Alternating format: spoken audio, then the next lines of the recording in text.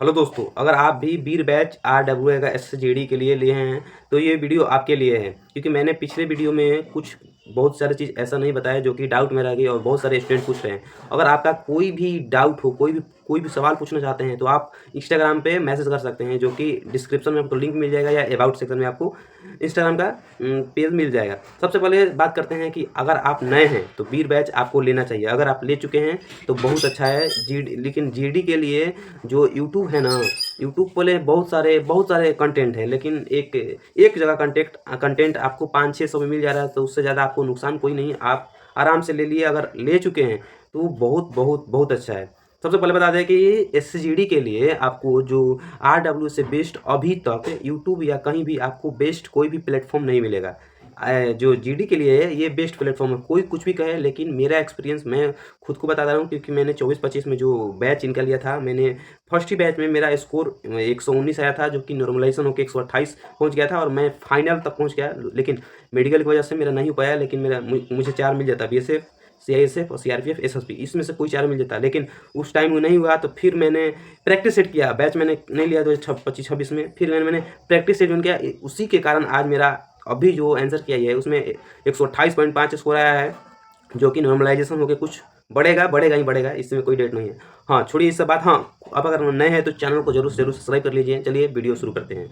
सबसे पहले बात करते हैं कि SGD का अगर आप बैच लिए हैं तो बैच से आपको लगाव रखना होगा। मतलब जो बैच पढ़ाते हैं सर, वो आपको करना ही करना है। अगर बैच कंप्लीट कर लिए तो आगे आपको कोई भी प्रॉब्लम नहीं होगा SGD के लिए। तो सबसे पहले बात करेंगे कि क्या नोट्स बना जरूरी है इस बैच का।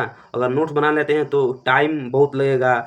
कोई ऐसे भी कोई जो यूट्यूब पे हैं, बहुत सारे मेरे जैसे क्रिएटर हैं, वो बताएंगे कि नोट्स मत बनाओ, इसमें फ़ायदा जो समय का है, जो बर्बादी है। तो भाई मैं बता दे रहा हूँ कि अगर आप नोट्स नहीं बना रहे हो ना, तो बहुत बड़ा बेवकूफ़ी कर रहे हैं। अगर नए हो SGD की तैयारी कर रहे हैं, तो अगर आप नोट्स नहीं बना रहे, आप बोल रहे हो PDF निकाल के पढ़ लेंगे, तो उससे नहीं होगा, 100% नहीं होगा। अगर मैं नहीं बोल रहा हूँ, नवीन सर को पहचान रहे हो कि आप एक बड़ा टीचर, वो खुद बोलते हैं। अगर और अपना से देखो ना भाई, नोट से पढ़ाई नहीं होता है। अगर नोट से पढ़ाई होता तो बाजार में हज़ारों किताब हैं, उससे पढ़ लो। तब उससे सब चीज़ तो किताबें हैं, पढ़ लो भाई।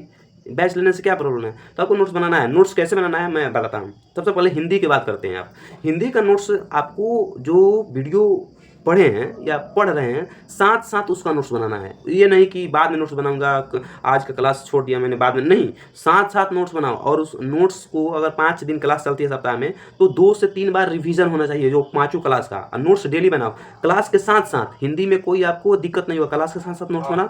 हिंदी में आपको रिवीजन कर लीजिएगा, परफेक्ट हो जाएगा। अब आते हैं मैथ और रीजनिंग के बाद। तो भाई मैथ और रीजनिंग जब भी क्लास चले, पहले फोकस ध्यान रखना है क्लास पे। ये दोनों सब्जेक्ट आपको, जो लड़कों को कमज़ोर होता है, लेकिन रीजनिंग तो इजी है, लेकिन मैथ बहुत लड़कों का सर का जो टेंशन एक तरह से मान जाइए। तो मैथ और रीजनिंग में भाई सबसे पहले क्लास करना है, फोकस करना है, समझना है। और क्लास कंप्लीट हो जाता है, मतलब एक क्लास, हम नहीं बोल रहे सब क्लास, आज मतलब क्लास हुआ, क्लास कंप्लीट हो जाता है, तो जो PDF आज मिलेगा उसका आराम से नोट्स बनाओ।